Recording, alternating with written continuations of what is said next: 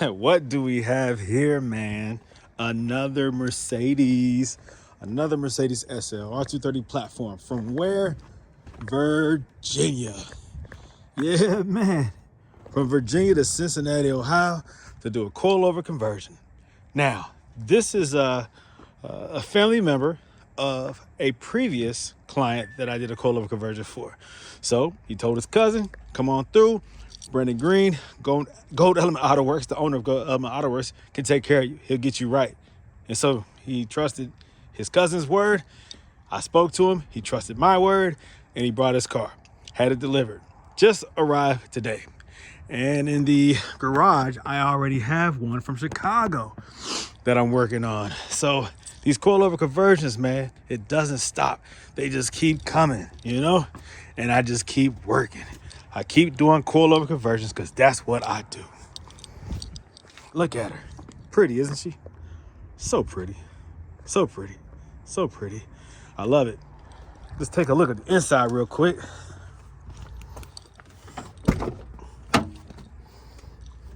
Yeah.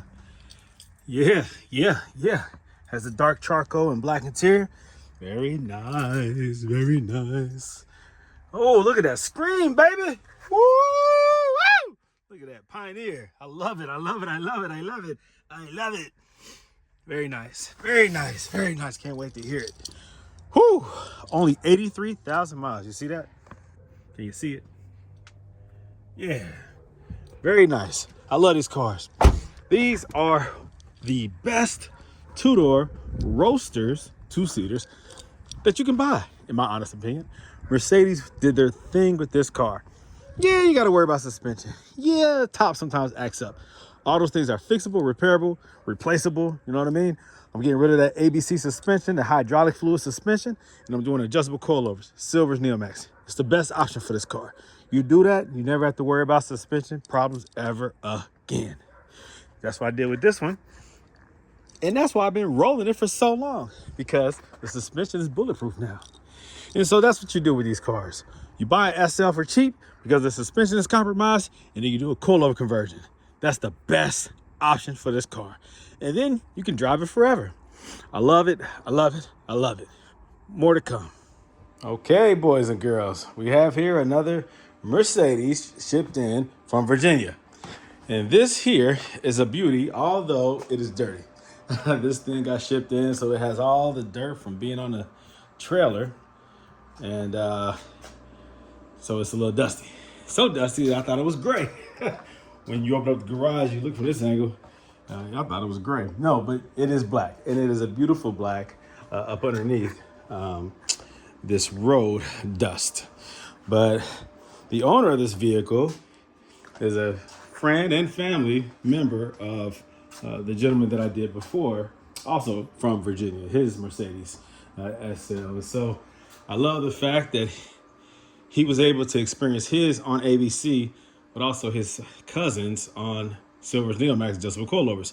So he saw the difference, felt the difference, and he wanted to go the same route to basically bulletproof the suspension of this SL. For those of you who believe in ABC and the maintenance of ABC and keeping ABC, I get it. But there are a lot of customers out here, a lot of owners of the Mercedes SL who is more concerned about reliability and not unnecessarily spending money on something that's going to keep failing. It's not a matter of do you have enough money to fix it, it's should you keep fixing it. Should this car cost that much money to keep fixing the same suspension over and over again and for it to have the potential to fail at any given time? It's not like any other car out there. Suspensions don't fail normally like a Mercedes ABC suspension fails. This is abnormal for you to have such a nice car and not to be able to drive it because of a suspension failure that can happen at any given time. Most cars have a coilover type suspension, and they don't have to worry about that. A spring, a separate coil by itself with a separate strut outside or in the middle of the coil itself. Those are the most, normal suspensions, or leaf spring suspension. So, So the fact that this is such a unique car, beautiful car, and a fun, luxurious car to drive and own, you have to sometimes trim off the things that are causing these cars not only to lose value, but to be unreliable. The purpose of you buying this car is so that you could have a fun to drive, luxurious, sporty Mercedes experience. ABC is a part of the Mercedes experience, but when it comes to the detriment of you not being able to safely drive the vehicle anywhere at any given time, sometimes it's an unnecessary luxury. And so by removing that suspension and installing adjustable coilovers, you're making this car now more reliable, and it still drives fantastic. I personally can attest to that, and so can many others who have converted over to Silver's Neomax adjustable coilovers. Not Strutmaster, not BC Racing, not VVK. I'm talking about Silver's Neomax. Those have proven to be the most reliable and the most sought after suspension for these SLs, more than any other coilover. And there's a reason for that, because people are loving the results. When done properly, when adjusted properly, these cars, these SLs, drive and handle great with no ABC, with no sway bars, with just Silver's Neomax adjustable coilovers. So I highly recommend it to those of you who are interested in getting rid of ABC. Don't sell your car, just convert, and you'll love it even more. It'll be now reliable, and you won't be embarrassed when the car won't break down. You won't have to have a tow truck on speed dial. All right. So what I'm gonna do first is remove the ABC pump. I'm going to install the standard power steering pump. I remove this right here, this reservoir, and I install, like I said, the standard power steering pump, because this is a tandem 2-part ABC pump, ABC suspension as well as power steering. And you simplify that so that it doesn't fail later on down the road, because Mercedes will charge you a whole lot of money to pull that out. A lot of shops will charge you regular shop hours to pull that out and put a standard power steering pump in. So why not do it at the same time? You know what I mean? Saves you time, money, and it's more convenient to do it this way. So remove the ABC pump, install a standard power steering pump, and get rid of the ABC suspension. Pull out the valve blocks, pulsation dampener, most of the lines if you want to. You don't have to, but it does overall remove a lot of weight.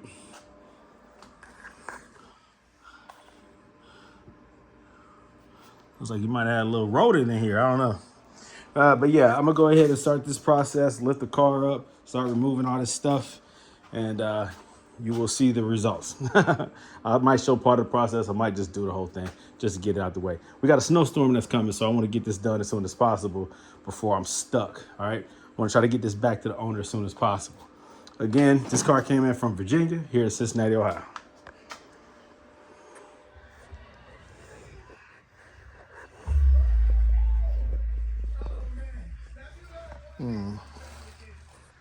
Yeah.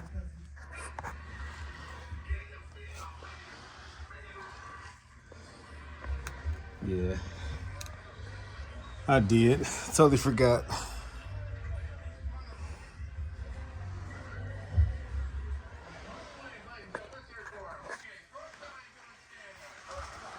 A lot of people state that on the rear of their Mercedes R230, when they do a coilover conversion, they're having a hard time adjusting the rear. Well, for one, I say do the preliminary adjustment so that the rear on both sides is level and also at an optimal height, the height that you desire. To do that, I need you to look at my earlier videos that shows how to adjust all 4 coilovers before installation. How you extend them, you measure them, you dial them back down, you tighten up the spring preload, and then you get it to the desirable height, which is typically about 2 fingers between the fender and the tire. If you watch that video, then you'll know how to do that, and you likely won't have to go back in to make the adjustment. But if you do have to, for some reason, increase the height, like make it a little bit taller, or decrease the length or the height, meaning make it a little bit lower, closer to the tire, then this is how you do it. Obviously, first, you remove the rim, jack the car up, and use jack stands. It's the safest way. You go in here, and what you need to be focusing on is increasing. Let's just say we're increasing the length, raising the height. This threaded body has to turn out of this lower half. You have to loosen this locking collar. Now, when I do it, I do not use the tools that Silver's Neomax supplies. I use instead a hammer and a flathead screwdriver. This is a heavy duty flathead screwdriver that's been tapered or cut down a little bit to serve more of a purpose of like a chisel. But I don't really use it as a flathead the typical way. It's a little bit more like stubbier for this purpose. So what I do, of course, using a hammer, and this is a heavy hammer, I put this into there. These teeth right here are designed for the tool to grab. And you turn this counter of the bottom the opposite direction in order to lock it. You turn it this way, you're twisting it this way, if that makes sense. And in order to lock it, that makes this go down. To loosen it, you go the opposite way. All right, so I would be hitting it this way to loosen it, this way to lock it. So I would take this hammer in this flathead and I would tap it in order to loosen it, raise it from the bottom. Then you have to take your hand, grab the threaded body and turn it this way to raise it out. So I would twist it this way. Now, that's hard sometimes because you have the spring preload tight. The spring preload is hard to access. It's in here. You can't really see it that well. So it's impossible to get the tool up there that the coilovers come with. Instead, you have to use, can you see it in there? It's high up there like that. You have to use the hammer and the flathead. That gives you access barely. You stick it up there and it barely catches. It's hard to do it while holding this device. But it goes in there and it catches right here. Now, my recommendation usually is that you loosen the preload collar. When you do that, when you loosen the preload, it allows you to spin the threaded body more easily. With the tension on it from the preload collar, what the spring sits on a perch and then a locking collar. With there being tension on that, it's hard to turn the threaded body. So if you're having a hard time turning the threaded body, then you have to loosen that preload collar, enough for the spring to move freely. Then it's easy to adjust this. After you make the adjustment, then you tighten the preload collar again after the adjustment. I've seen a lot of people, and matter of fact, before this coilover conversion that I'm doing here, I did a customer's coilover conversion. I had to redo it. They paid somebody else to do it, and he tried to himself adjust the rear. And when twisting this, what was happening was the spring was not twisting with it. If you twist this threaded body and the spring and the locking collar does not turn with the threaded body, then what you're doing is you're loosening the preload or you're tightening the preload. And if you loosen the preload too much, then you will lose that preload and you won't even know it. And then your car will be out of whack and you'll be damaging the coilover on hard impact because you won't have any preload. So basically the coilover will start to collapse before it has the load from the spring. When the car lifts up, there will not always be preload on the spring, and that's a problem. You'll damage the coilover that way. And if you over tighten it, right, then what you'll be doing is losing the spring's ability to unload properly, and you'll have a messed up ride. The spring needs to fully unload when there's full droop on the lower control arm, but still have preload tension on it. I hope this is making sense to you. So the way to properly do it is to loosen up the preload or make sure the spring is turning with the threaded body. It's very hard because when there's tension on that spring, it's hard to turn it with the threaded body. A lot of people complain of cramped hands trying to turn this threaded body, but it is possible. The easiest way is to loosen the preload on the spring, turn the threaded body, and then get it to the proper length that you want it, and then tighten the preload. And that way you will not adversely misset the preload. You have to have that preload set properly. Just enough tension for the spring to not move, but not too much tension where the spring is compressed, overly compressed. All right, but you have to have preload. Not too much, definitely not too little. Enough where the spring won't move. So again, I do not use the tools that it comes with. I use a hammer and I use this. It takes 2 hands. It takes a little bit of leverage. You have to get it in there just at the right angle. A little bit longer one might work, but if it's too long, the fender is in the way when you're trying to swing with the hammer. So get it in there, use the hammer, and it's almost like a chisel. You tap it loose, you retighten it the same way. Okay? These are the tools that I use every time. I do not use these at all. Matter of fact, they stay in the bag when I do customers' cars. I don't even use them. But if you want to use them, they're easy to use in the front, not in the rear, not at all. Maybe the lower locking collar, but not the top one. All right, so that's my suggestion. Okay, so the coilover conversion is done. I finished it late last night.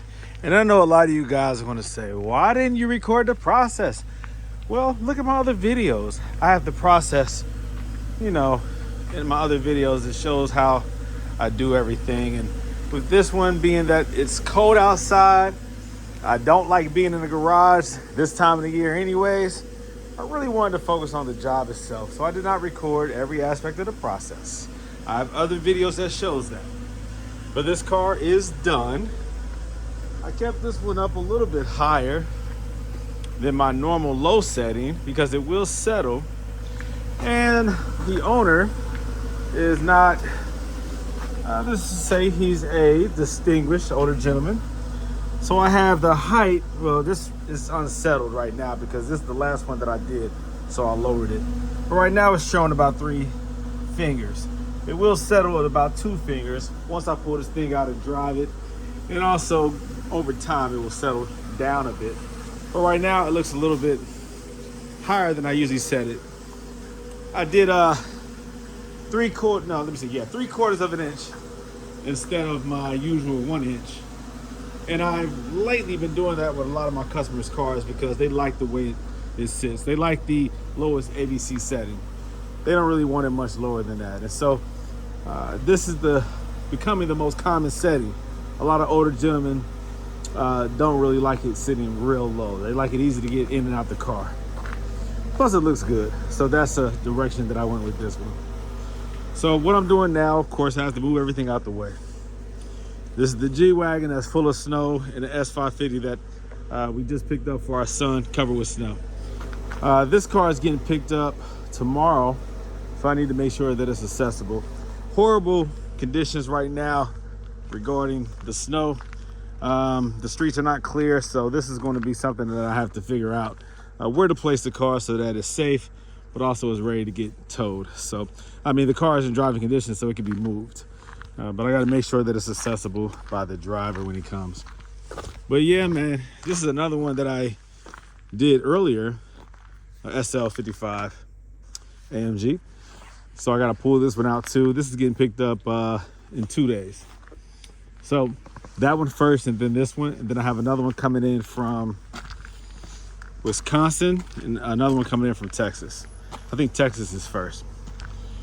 So yep, even though it's cold outside, I still do what I have to do, and that's removing this pesky ABC suspension in favor of the Neomax coilover suspension.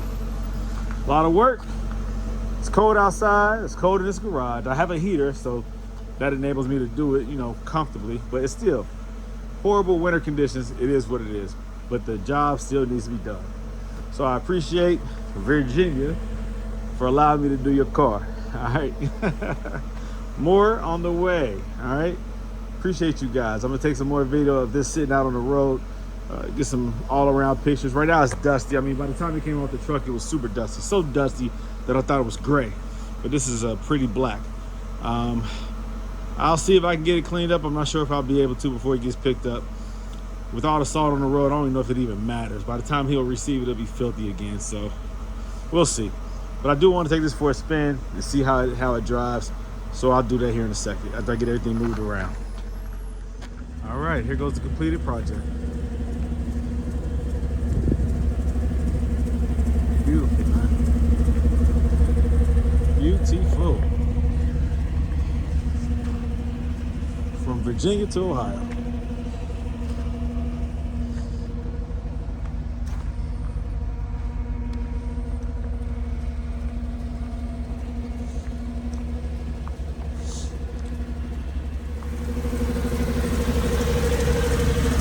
There's a little bit of a little whipple type sound coming from the passenger side.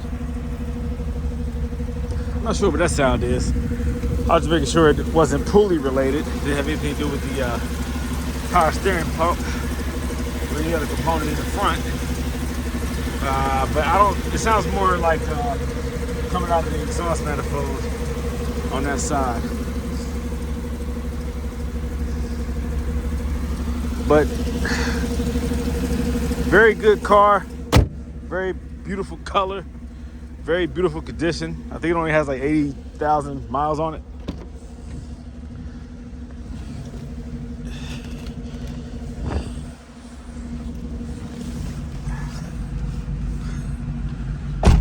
Let's see, 83,000. I love this. You know I love this. It's a Pioneer, by the way. Very nice, very well done. So I'm gonna go ahead and take it for a spin, see how the car feels. That sound that I hear, it's probably exhaust related. You know, coming out of the exhaust manifold, could be the catalytic converter, I don't know. But it's a little bit of a whipple sound, like a woo. Don't know what that is. But anyhow, besides that, the car is absolutely quiet. Car feels great. Oh boy. Come on past, buddy. Come on past. All right, there we go. All right. I have 21 in the front, 18 in the back for the dampening settings. Take it for a little spin, then I'll tighten the lug bolts. If I need to make adjustments, I will. I doubt that I will because I always do it right the first time. Car drives straight, feels straight.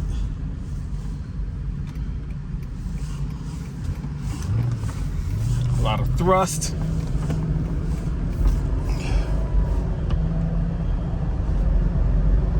Smooth, perfect acceleration.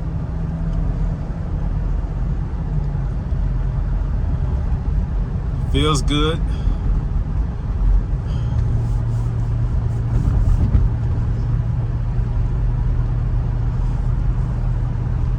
He'll enjoy it. He'll like it. Guaranteed. This is the first drive since I did the coilover conversion. It's been tucked away in the garage.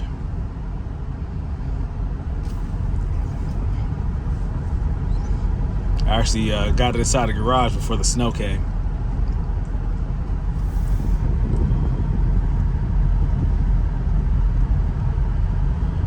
These tires are very nice. The tires themselves are like brand new, real deep tread all the way around. Brakes feel good. Now, as the car sat in the garage for what, maybe 6 days,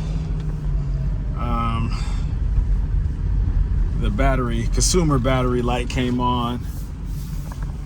First it showed the battery light, like when I first got in the car.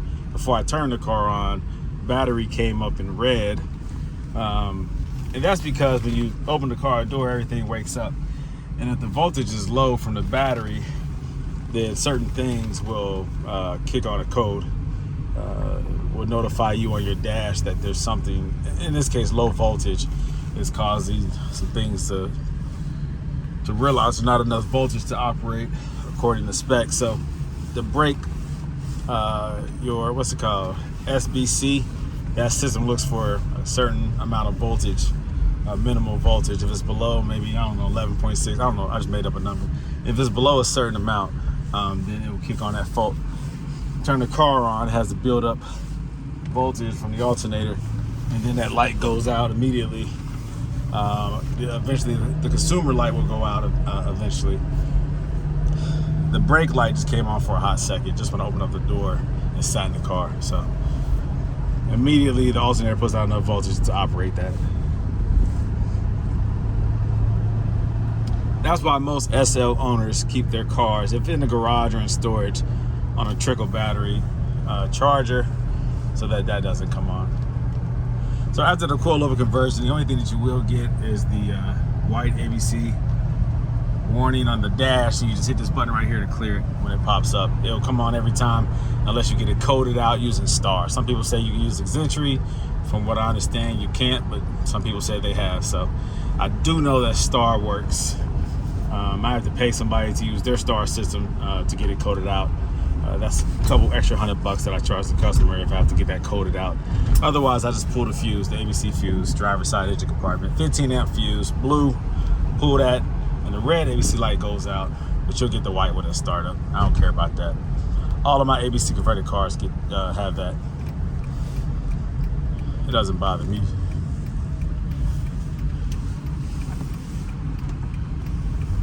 Car feels absolutely wonderful. I'm gonna stop here, do a walk around just to see how the coilovers have settled in this short drive.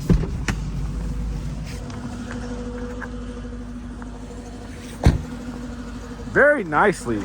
That's what I'm talking about. I knew that was gonna happen.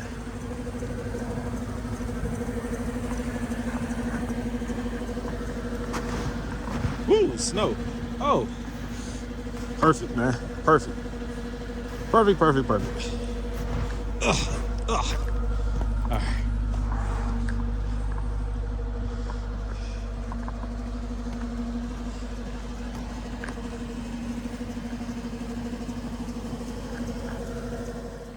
Okay, so the 2005 SL500 is actually getting picked up today. Here in about an hour, they said that the truck would be here. So we weren't sure with the weather. Today was supposed to be another big snow day, but it melted as soon as it hit the ground. It started to melt. Never even stuck. So no accumulation. We still have the old snow from the snowstorm a few days ago, but the SL is finally getting picked up. It was supposed to be picked up a few days ago, but the transport truck, it had an issue. And so we had to get another truck. So it is finally about to go back home to its owner. This is the vehicle from Virginia. So right now, I'm still waiting for this SL55 to get picked up and go back to Chicago. And then there's one in the garage, the 2009 SL550, and that is from Texas. And I should be done with that one tomorrow. So this one is about to get out of here, make me a little bit of room so I can pull this truck up here. But yeah, that was gonna be gone tomorrow, so that's cool. I have another one from Wisconsin that is coming in a few days. So it seems like a lot of customers are trying to get their cars taken care of before the spring. Last year, everybody waited till spring to get their coilover conversions. Now, people are doing it this winter, which is cool. So I'm ready for it. Keep them coming.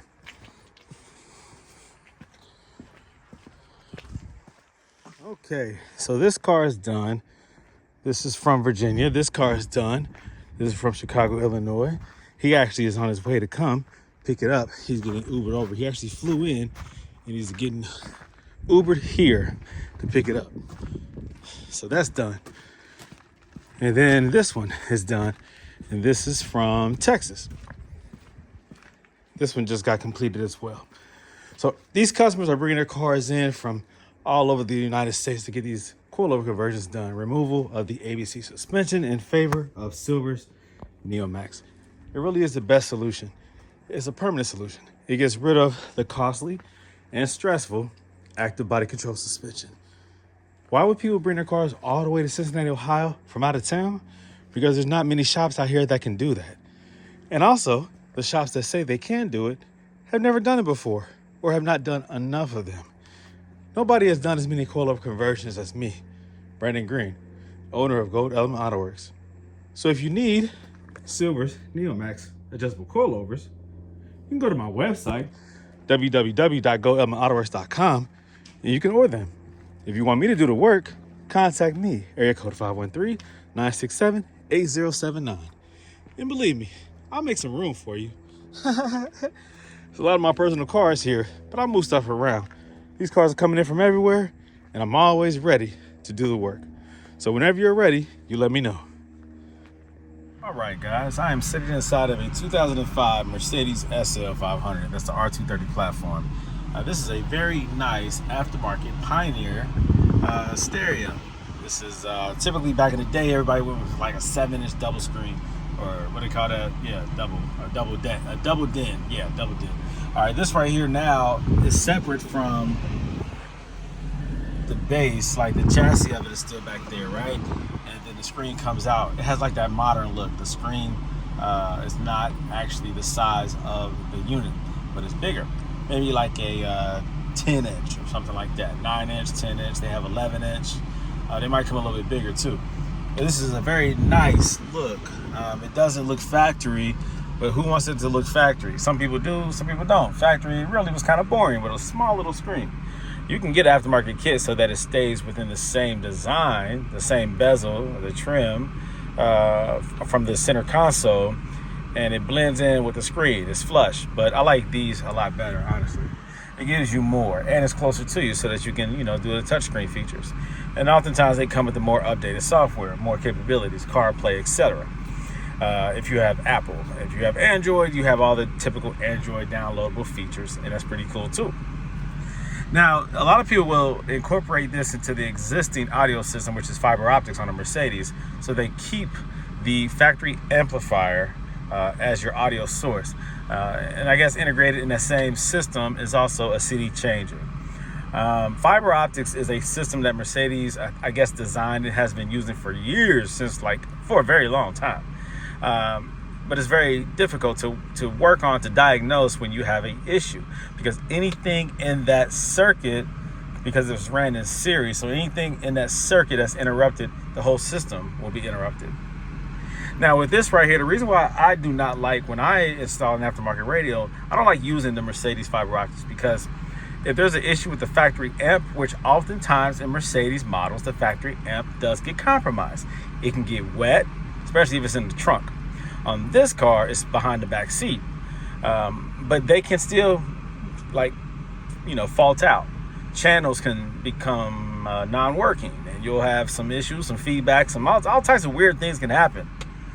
So what happened with this one earlier, so the car sat for a couple of days and the battery is probably weak. The starter battery, and you have an accessory battery. These cars have two batteries. Starter battery in the front, accessory battery in the rear that runs all the controls and everything, right?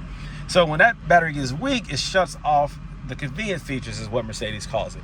You'll get a little message on the screen saying that your convenience features are offline. So that's telling you that the battery in the back is losing, it doesn't have enough power, and it needs to be charged up in order to turn on the rest of the systems. So the alternator, once it builds up enough charge and enough current or amperage or all that kind of stuff, then everything will kick on. So while I was sitting here about 10 minutes ago waiting for things to just kick on, it kicked on all right. The audio screamed at the highest octaves out of the right-hand side. It was just static and loud. And I was trying to turn the volume down on here. I was trying to use this. It wouldn't work. So when the audio system, the convenience features kicked on, it caused the amplifier to go in some funky little mode. And there was nothing I could do about it.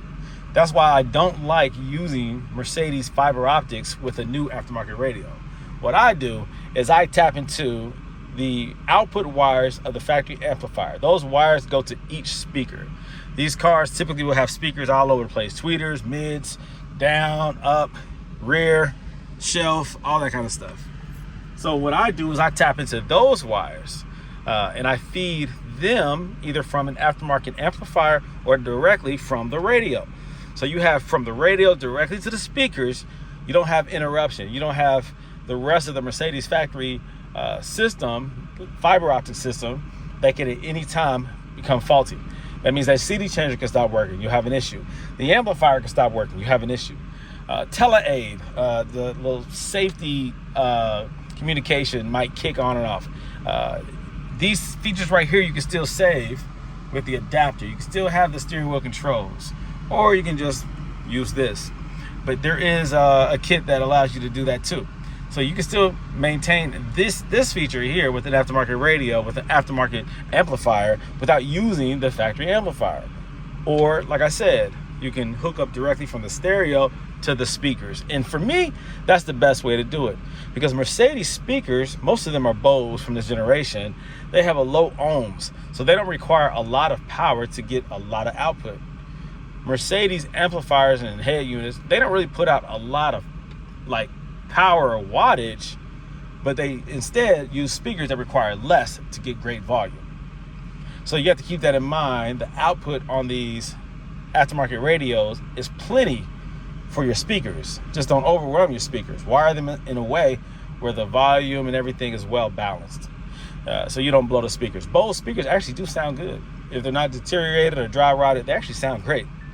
So just keep that in mind, guys, when you're doing one of these aftermarket stereos or head units in your Mercedes. And this applies usually to like the early 2000s, you know what I mean, up until like, I don't know, 14, 15, before they started going real crazy with their audio designs. But I know how to hook them up until that point. Never had to mess with those because it gets a lot more deeper. But this and these right here, these cars, the R230 platform, I've done it on the CL, the S-Class. It's the same system, fiber optics. You just have to know how to either incorporate it or eliminate it. I choose to eliminate it. So keep that in mind, guys. This definitely gives it a much better, more modern look and feel. I love the fact that you can do so much more with these aftermarket radios, and you can get these for pretty cheap. Now you can pay top dollar for like a Pioneer or Alpine or things like that, but there's aftermarket ones that are Android based that have CarPlay that you can get for like $100-$150. And guess what? They work. I have one in my old school Benz, my 500 SEC, big screen with all the newer features. So pretty cool, and great sound also. Like, you don't have to spend a lot of money to get great sound.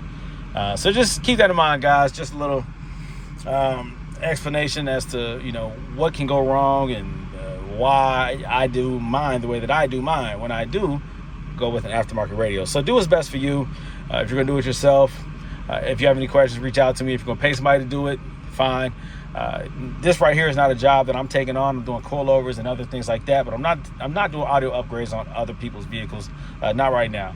It's time consuming, and I have a lot of other things that I'd rather give my attention to regarding the maintenance and the modifications of Mercedes. Now, my own, yeah, I do it all day long, but customers, not right now. Not right now. All right, well, thanks for watching. This is Brandon Green, owner of Gold Element Autoworks, signing off. Yeah, coming down here, people get caught up in that cul-de-sac and it's over. So that's the best way. How you feeling, man? All right, son. Okay, all right. Go, thank you, man.